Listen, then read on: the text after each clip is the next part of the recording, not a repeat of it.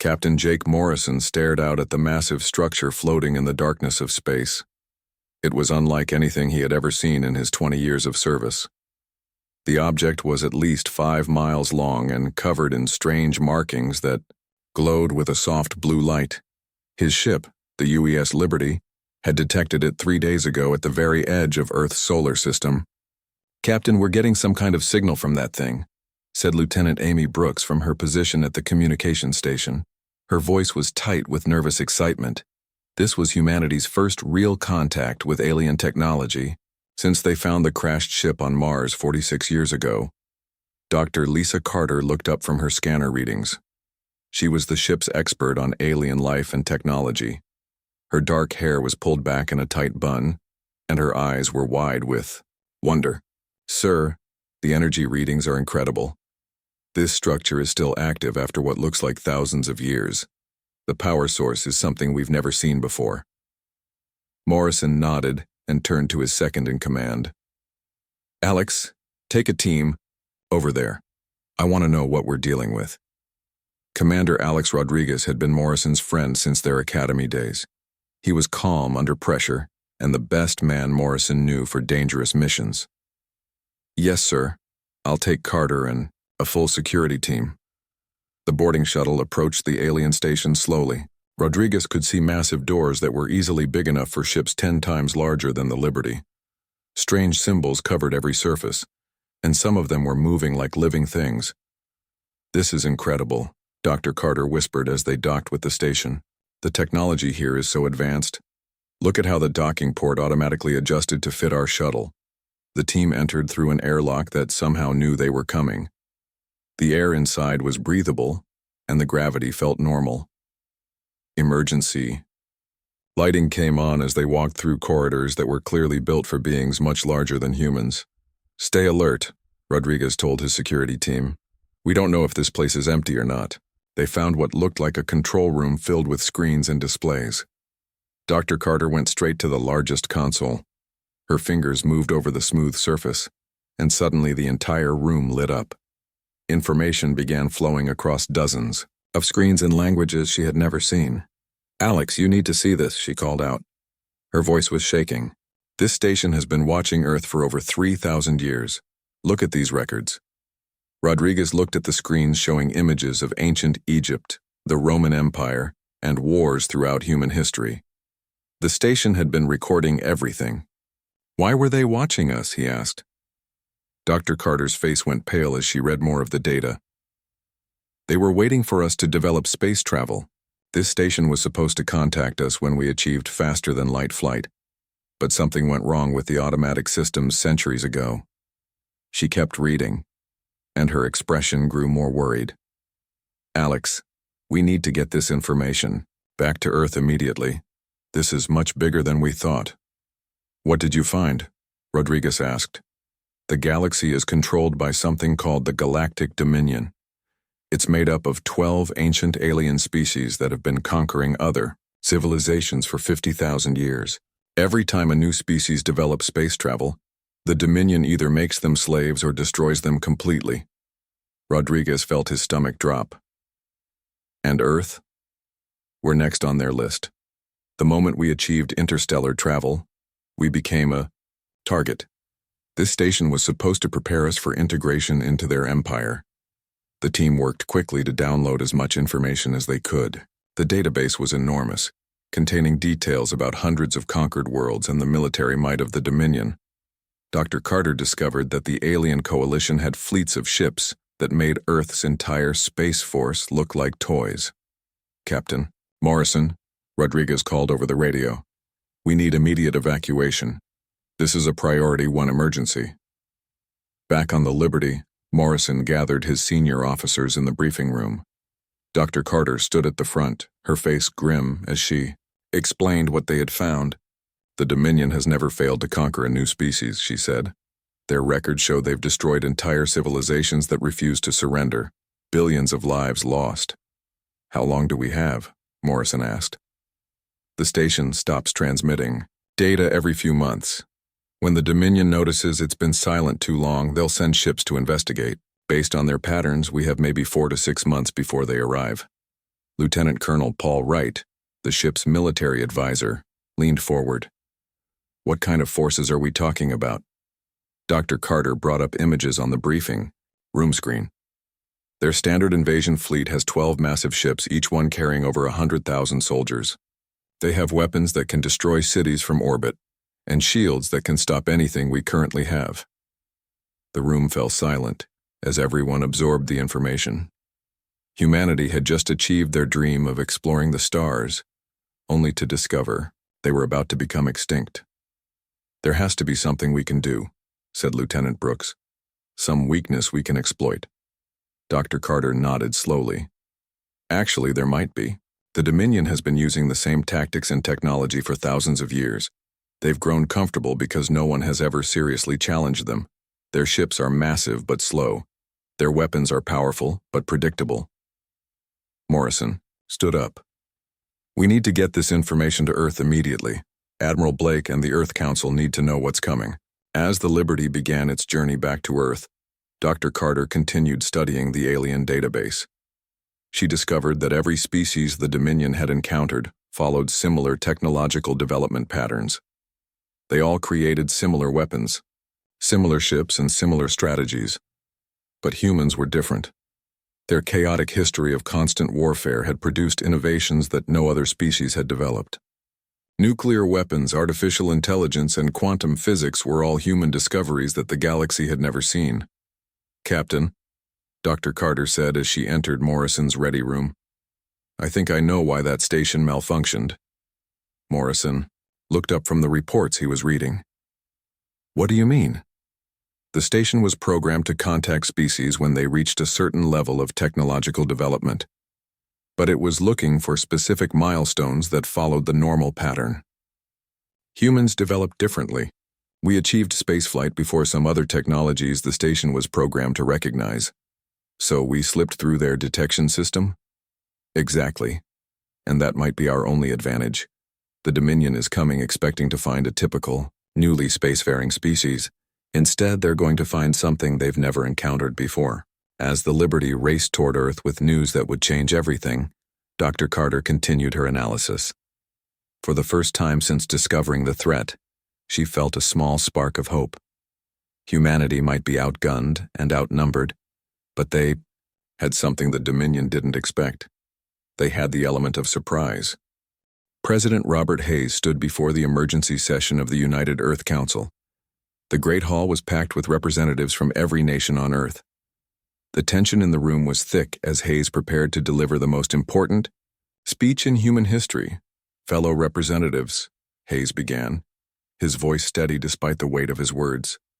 3 days ago, we received confirmation of something that will change everything we know about our place in the universe. We are not alone, and we are in great danger. The room erupted in whispers and gasps as Hayes activated the massive display screens.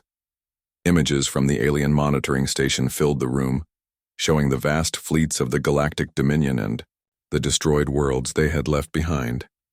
Admiral Susan Blake stepped forward to address the council. She was Earth's highest-ranking military officer, a woman who had spent her entire career preparing for threats that might come from space. Now that threat was real and heading straight for Earth. The data is clear, Blake said firmly. We have approximately 4 months before the Dominion arrives. Their standard invasion force consists of 12 capital ships and over 2 million soldiers from 6 different alien species. By every measure, we should have no chance of survival. Dr. Lisa Carter, who had been brought directly from the Liberty to brief the council, stood at the presentation controls. Her analysis of the alien technology had consumed every moment since their return to Earth. However, Dr. Carter continued, we have discovered something important. The Dominion has been using the same tactics and technology for thousands of years. They expect every new species to follow predictable patterns of development. But humanity is different. She brought up comparison charts showing technological development across different species. Every other civilization the Dominion encountered developed in similar ways. They created energy weapons before kinetic weapons, large ships before small fighters, and peaceful exploration before military applications. Humans did the opposite, she explained. We developed nuclear weapons before space travel, created fighters before capital ships, and turned everything into a weapon. The Dominion has never faced an enemy like us. General Paul Wright, Earth's top military strategist, took over the briefing. He had been working non-stop since receiving the alien data, developing plans that most people would consider impossible. We're implementing Project Defiance, Wright announced. Every available resource on Earth will be redirected toward our defense. Every factory, every scientist, every engineer will be working on one goal: survival. The plan was ambitious beyond anything humanity had ever attempted. Shipyards that built cargo vessels would be converted to produce warships. Research facilities would abandon all other projects to focus on weapons development. Even civilian mining operations would be militarized to support the war effort. Dr. Kevin Walsh, Earth's leading engineer, had been studying the alien technology around the clock. His team had made discoveries that seemed almost too good to be true. The alien designs are incredibly advanced, Walsh explained to a gathering of Earth's top scientists, but they haven't been updated in thousands of years. It's like they stopped innovating once they achieved dominance. His team had found ways to improve upon designs that the Dominion considered perfect. Human creativity and the desperate need for innovation had produced solutions that ancient alien minds couldn't conceive. We can make their ships faster, their weapons more powerful, and their shields stronger, Walsh continued. The aliens got comfortable. We can't afford comfort. Commander Rachel Stone was put in charge of developing Earth's new space fleet. She had been a cargo pilot before the discovery, but her innovative thinking had caught Admiral Blake's attention. Stone's approach to ship design was revolutionary. The Dominion builds massive ships designed to intimidate and overwhelm, Stone explained to her design team. They expect their enemies to build similar vessels and fight the same kind of battles that have worked for 50,000 years. Instead, Stone's ships were fast, maneuverable, and packed with weapons that could strike from unexpected angles. Each human vessel was designed to fight like a pack of wolves against a giant bear, using speed and coordination to overcome raw power. Lieutenant Colonel Maria Gonzalez established training camps around the world for Earth's new Space Marines. The alien database had provided detailed information about Dominion combat tactics and the strengths and weaknesses of each alien species. The aliens have advantages we can't match, Gonzalez told her recruits. They're stronger, faster, and have better technology. But they haven't fought a real war in centuries. They've forgotten what it means to fight for survival. Her training programs combined human military experience with knowledge of alien combat techniques. The Marines learned to exploit the overconfidence and predictable tactics that the Dominion had used against countless other species. Dr. Sarah Johnson made perhaps the most important breakthrough of all. Her research into quantum communications had produced a system that allowed instant coordination across vast distances without the massive relay stations the Dominion required. This changes everything, Johnson explained to Admiral Blake. The Dominion can't coordinate their scattered forces the way we can. We can be everywhere at once while they're still trying to figure out where we are. As the months of preparation continued, humanity transformed itself from a peaceful civilization into a military force designed for one purpose: to survive against impossible odds. Factories worked 24 hours a day producing ships and weapons. Scientists pushed the boundaries of physics to create new technologies. Soldiers trained for battles unlike anything in human history. The transformation wasn't without cost. Resources were scarce, families were separated, and the entire planet lived under the shadow of approaching doom. But humanity had faced extinction before and survived through determination and innovation. President Hayes visited the construction sites where Earth's new fleet was taking shape. The ships looked nothing like the massive alien vessels in the Dominion database. They were smaller, faster, and bristling with weapons that no alien species had ever encountered. "Are we ready?" Hayes asked Admiral Blake as they watched the final ships leave the shipyards. Blake looked at the fleet that represented humanity's last hope. 50 vessels against 12 alien capital ships. 200,000 humans against 2 million aliens. By every logical measure, they were about to be destroyed. "No," Blake replied honestly. "We're not ready. We'll never be ready for something like this. But we're as ready as we can be. and sometimes that has to be enough. The Dominion was coming, expecting another easy conquest. Instead, they would find a species that refused to kneel, refused to surrender, and refused to accept that bigger always meant better. Humanity was about to teach the galaxy a lesson that had been forgotten for 50,000 years. Sometimes the underdog wins. The massive alien ships appeared at the edge of the solar system exactly when Dr. Carter's calculations had predicted. 12 enormous vessels, each one larger than any city on Earth, moved slowly toward the inner planets. Their dark hulls gleamed, with energy shields that could stop anything humanity had ever built. Fleet Commander Zethkar stood on the bridge of his flagship, the Dominion's pride. He was a member of the hierarchy, one of the 12 ruling species of the Galactic Dominion. His scaled skin was deep purple, and his forearms moved with practiced efficiency as he reviewed the conquest plans. "Another primitive world," Zethkar said to his second-in-command. "The monitoring station detected basic spaceflight capabilities. This should be over quickly." The alien commander had overseen 17 previous conquests. Each time, the new species had surrendered within hours of seeing the Dominion fleet. Some tried to fight with their primitive weapons, but none had lasted more than a day.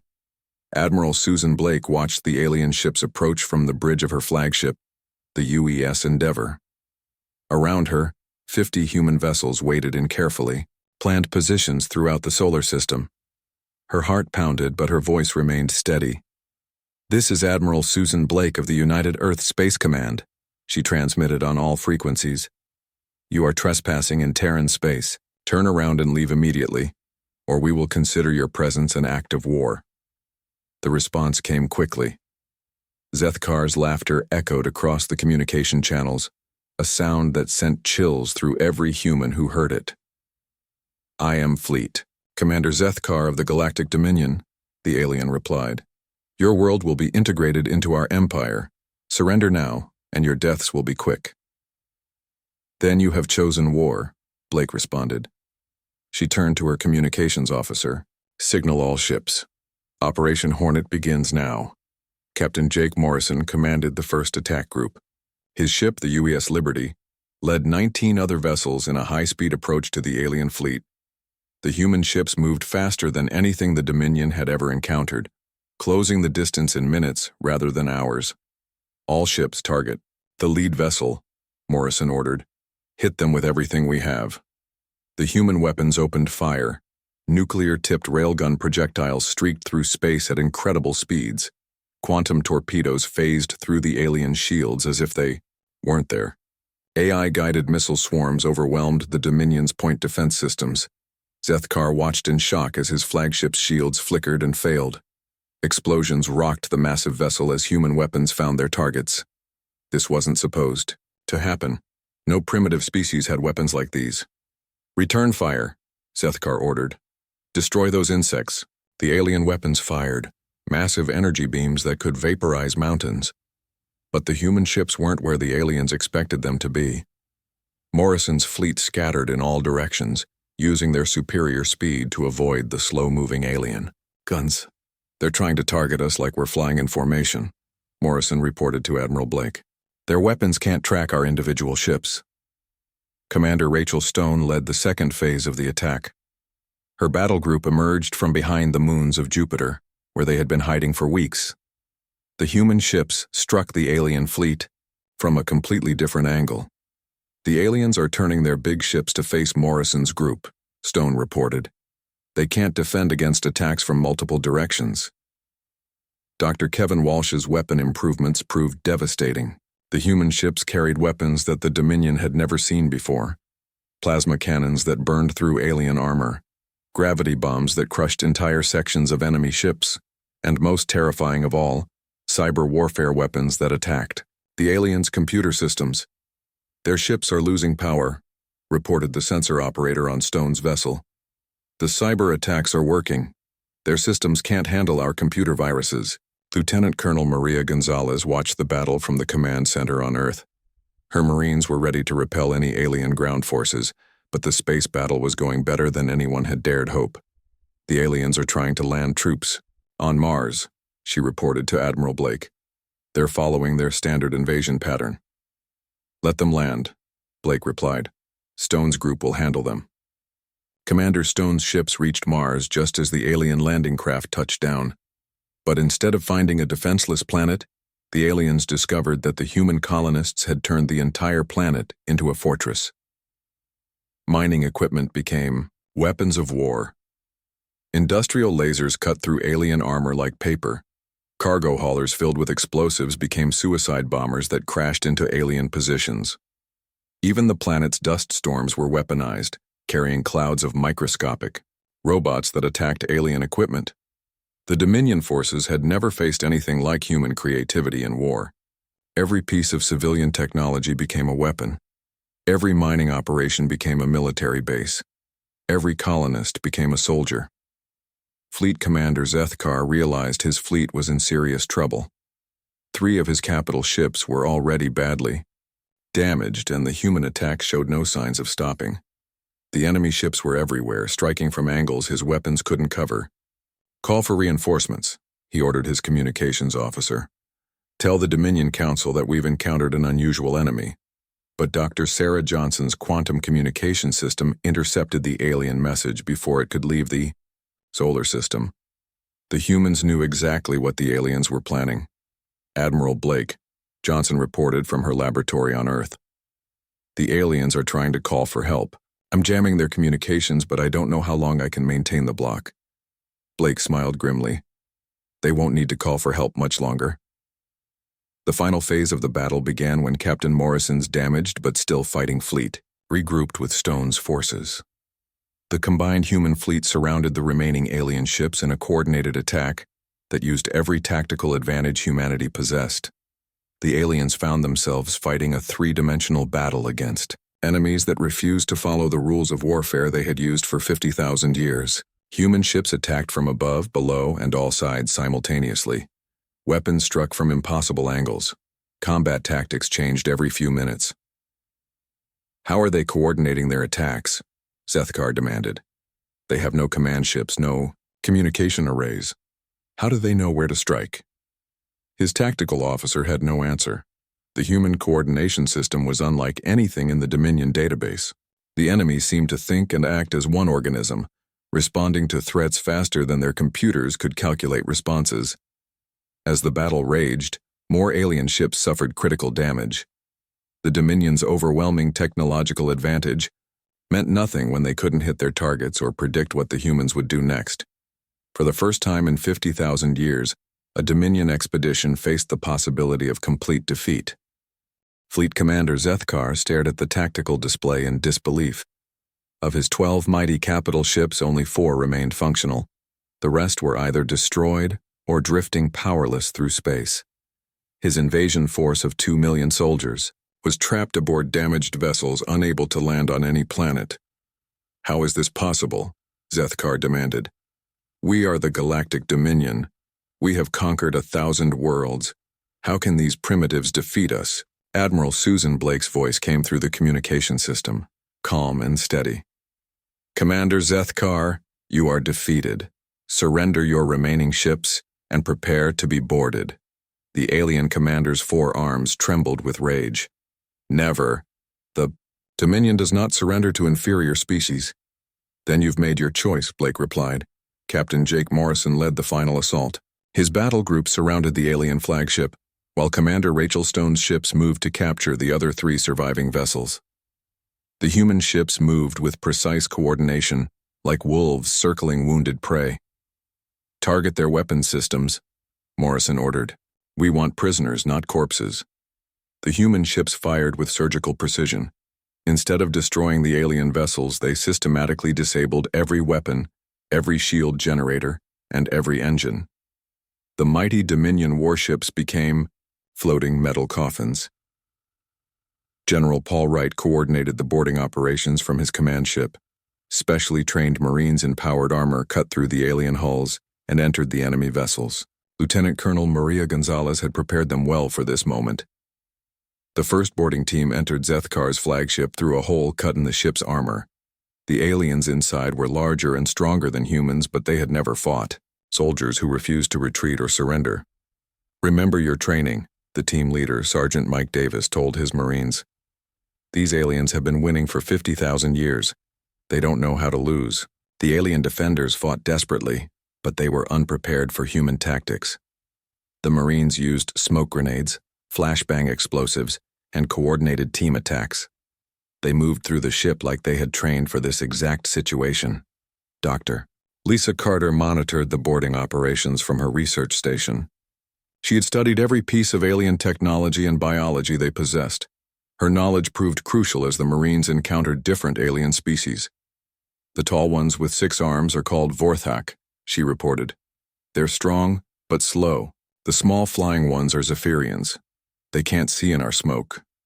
One by one, the alien defenders were captured or killed.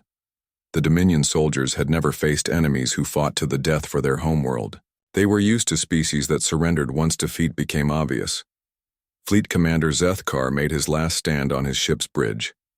He was surrounded by his remaining officers, all of them wounded and desperate. When the human Marines breached the bridge doors, he raised his weapon for a final battle. Sergeant Davis stepped forward, his rifle aimed at the alien commander. "Drop your weapons, this is over." Zethkar looked at the young human soldier. "You cannot defeat the entire Dominion. We are billions strong across 1,000 worlds. When word of this defeat reaches the Council, they will send fleets that will burn your world to ash." Davis smiled grimly. "Let them come. We'll be ready." The alien commander slowly lowered his weapon. For the first time in his long life, he had been truly defeated. The concept was so foreign that his mind could barely process it.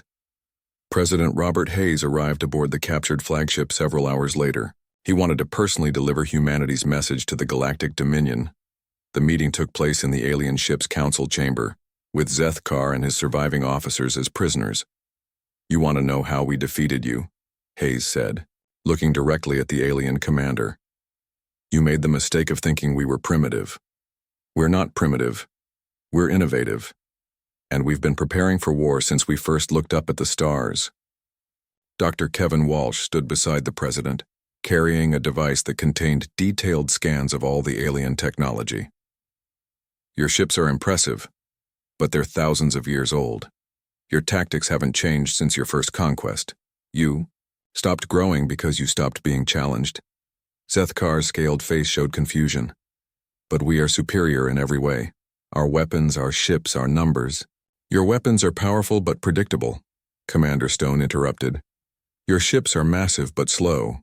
Your numbers mean nothing when you can't coordinate them effectively." General Wright stepped forward. "You've been fighting the same war for 50,000 years. We've been fighting different wars for our entire history. Every human conflict taught us something new." Dr. Sarah Johnson activated her quantum communicator. "Your empire is about to receive a message that will change everything, but it won't be a call for help. It will be a declaration." The communication system activated, sending a signal that would reach every corner of the galaxy instantly. President Hayes stepped in front of the recorder, his voice carrying the authority of an entire species. "This is President Robert Hayes of Earth, speaking, for all humanity. Today, the Galactic Dominion learned that their age of conquest is over. We have defeated their invasion fleet and captured their commanders." The message continued, broadcast to billions of beings across countless worlds. "Earth is closed to the Galactic Dominion. Terran space extends to any system where humans choose to settle. Any Dominion vessel found within our territory will be destroyed without warning." Hayes paused, letting his words sink in throughout the galaxy. "We claim the right to exist as a free and independent species. We will not bow, we will not surrender, and we will not be conquered." Dr. Carter monitored the galactic communication networks as the message spread. She watched alien languages she had never seen before as news of the Dominion's defeat traveled from world to world. "Admiral Blake," she reported excitedly. "We're intercepting communications from all over the galaxy. The enslaved species are talking about what happened here. Some of them are asking if they could fight for their freedom too." Blake smiled as she watched the captured alien ships being towed toward Earth. 50,000 years of conquest, ended by a species they thought was primitive. Lieutenant Colonel Gonzalez supervised the processing of alien prisoners. Many of them seemed unable to understand what had happened. The concept of losing to a lesser species was beyond their experience. Captain Morrison stood on the bridge of his damaged but victorious ship, looking out at the stars. The Liberty had started this journey as an exploration vessel. Now it was a symbol of humanity's refusal to kneel before any empire. "Sir," his communications officer reported, "we're receiving messages from dozens of star systems. Species we've never heard of are asking if the reports are true. Did we really defeat the Dominion?" Morrison nodded. "Tell them it's true.